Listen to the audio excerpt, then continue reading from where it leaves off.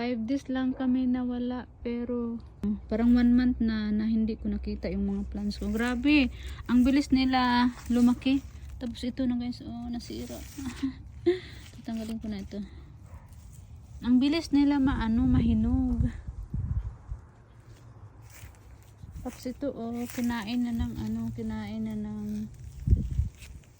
ibon. Doon yung isa, oh. Tapos ang my goodness, ang lalaki na nila ng aking mga lime. Marami doon, oh, sa taas. Tapos ito guys, oh, tingnan nyo. Mga by group pala ito din. Tapos ito yung mga naiwan ko guys, oh, ang lalaki na din.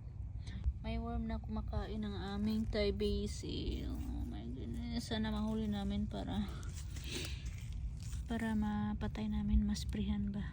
Mga dahon, oh. Kumakain ito si Camila ata, uy. Buang ng aso ay.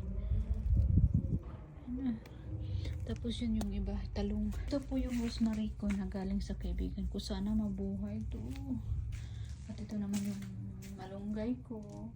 Yung ibang ko dyan, ito yung talong ko. Yung bayabas ko guys, marami sang bunga nakita ko dyan. Ito naman po ay aking mga bell pepper at ito at saka papaya. Sinabay ko na dyan.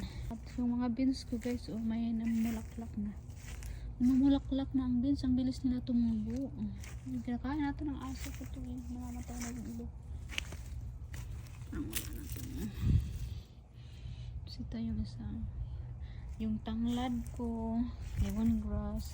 Tapos all the way there is my talong. And ito guys, na maamis talaga kayo dito.